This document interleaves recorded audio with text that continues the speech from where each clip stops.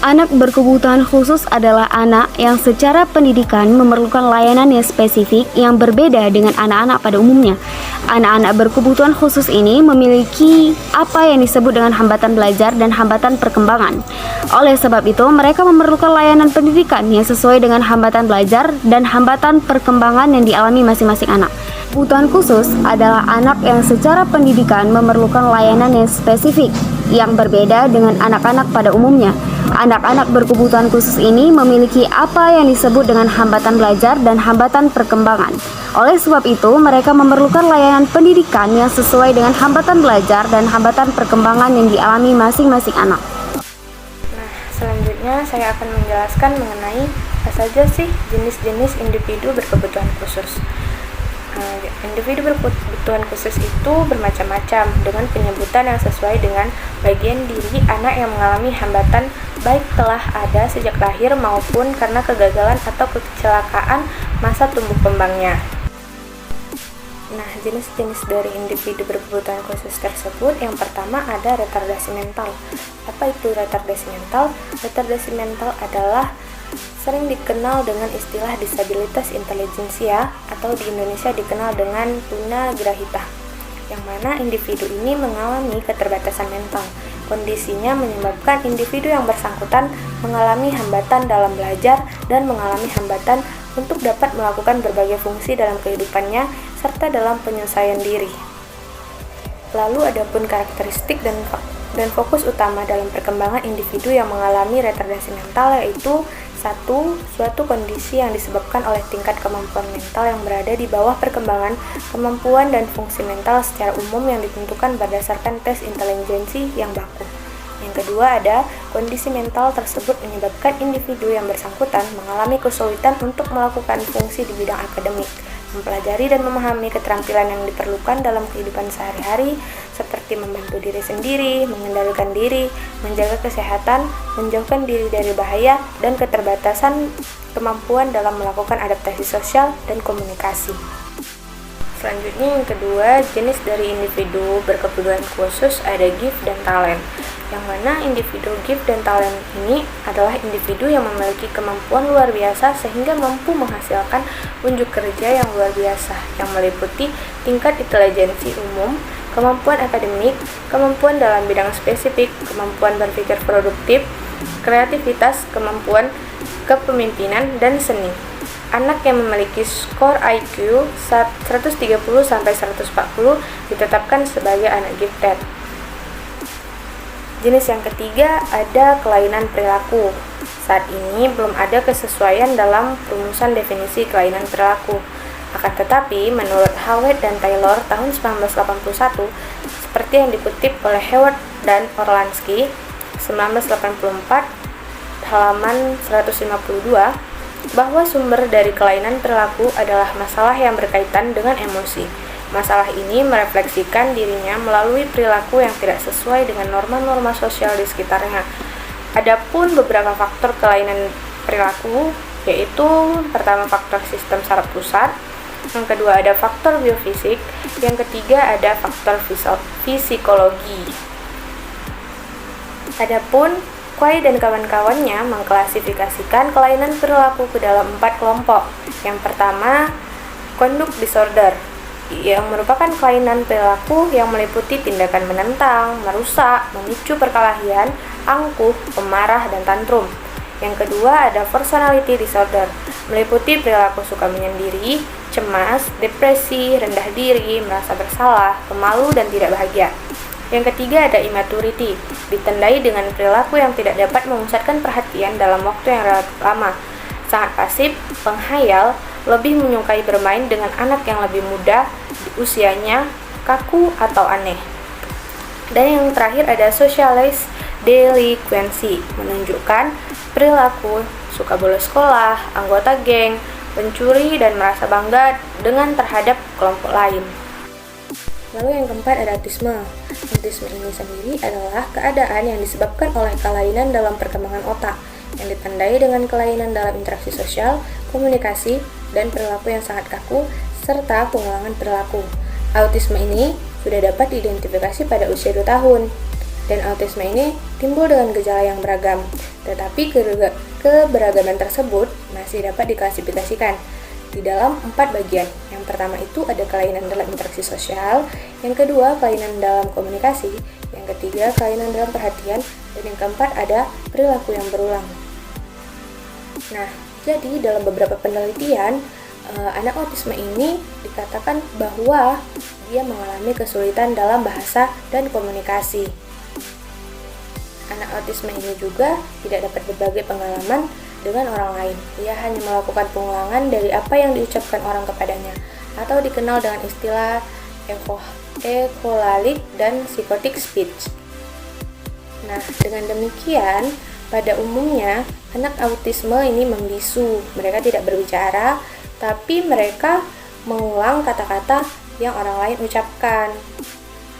Sebagai contohnya itu seperti seseorang menanyakan, "Siapa namamu?" Lalu anak autisme akan mengulangi perkataan tersebut beberapa kali. "Siapa namamu? Siapa namamu?" Dan itu akan dilakukan berulang. Selanjutnya ada kelainan visual. Secara umum, kelainan visual merentang dari yang kelainan ringan sampai pada kelainan berat, bahkan sampai pada kondisi yang disebut buta.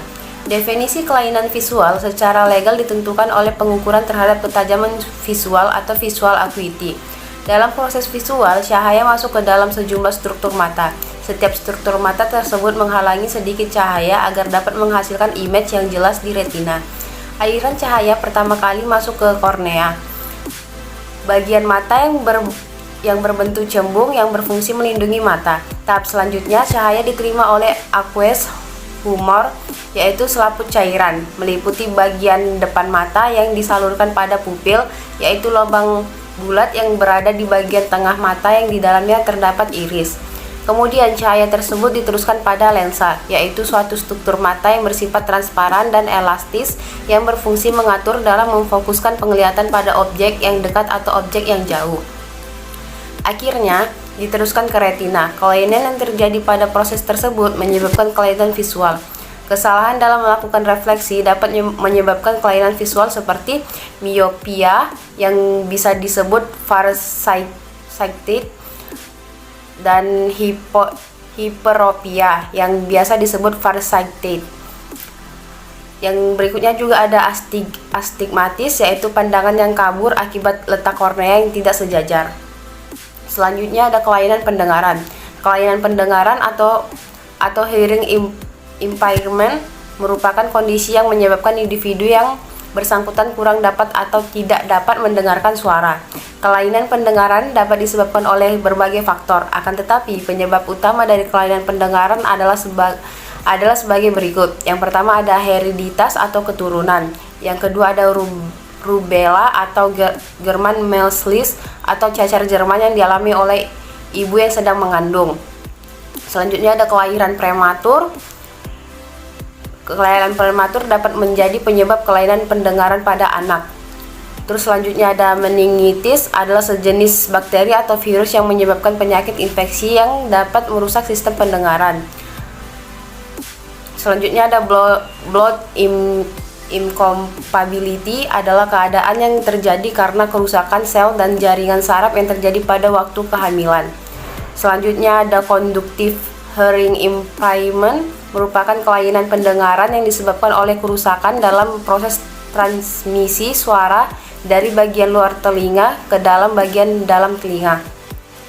Selanjutnya ada sensorineural hearing impairment, merupakan kondisi yang disebabkan oleh kerusakan saraf yang berada di bagian dalam telinga. Akibatnya suara tidak dapat disampaikan ke otak. Oleh sebab itu, jenis kelainan pendengaran ini tidak dapat diatasi dengan operasi.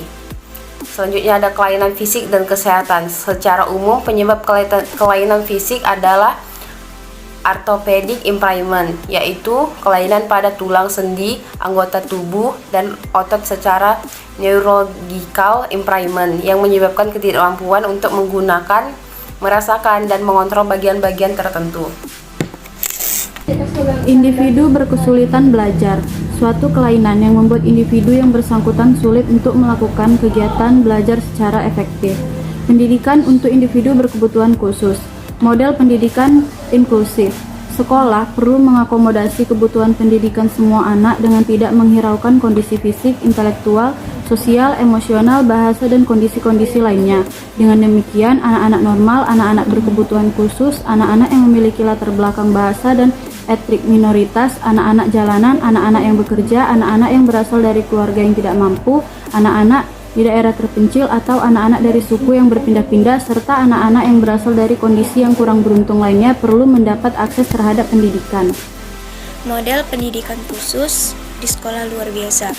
Nah, pelayanan pendidikan yang diberikan kepada individu berkebutuhan khusus dalam bentuk sekolah khusus telah dilakukan lebih dari 100 tahun menurut Johnson 1962. Di Indonesia sendiri, pelayanan pendidikan khusus untuk individu retardasi mental telah dilaksanakan tidak lama setelah kemerdekaan Republik Indonesia. Nah, berarti sudah mencapai kurun waktu lebih dari 65 tahun. Pelayanan pendidikan yang diberikan dalam bentuk sekolah khusus selanjutnya diikuti oleh pendidikan khusus untuk kelompok individu berkebutuhan khusus lainnya seperti penyandang tuna netra, tuna wicara, dan lain sebagainya. Selanjutnya, model pendidikan panti. Nah, pelayanan pendidikan di panti diberikan kepada individu berkebutuhan khusus yang berat. Sebagai contoh adalah individu penyandang disabilitas inteligensia berat. Nah, kelompok ini membutuhkan perawatan penuh karena hanya memiliki kemampuan perkembangan terbatas, hanya dapat mencapai kemampuan anak berusia 2 tahun, sehingga mereka membutuhkan bantuan orang lain dalam segala bidang bentuk kebutuhan hidup. Layanan pendidikan anak berkebutuhan khusus merupakan suatu layanan yang diberikan oleh pendidik yang ahli di bidangnya. Misalnya, guru yang memberikan pengetahuan kepada peserta didiknya yang berkebutuhan khusus. Anak yang berkebutuhan khusus harus memerlukan layanan pendidikan yang sesuai dengan permasalahan pembelajaran yang dihadapi, dan tentunya harus sesuai dengan kebutuhan yang dimiliki oleh anak yang mengalami kebutuhan khusus.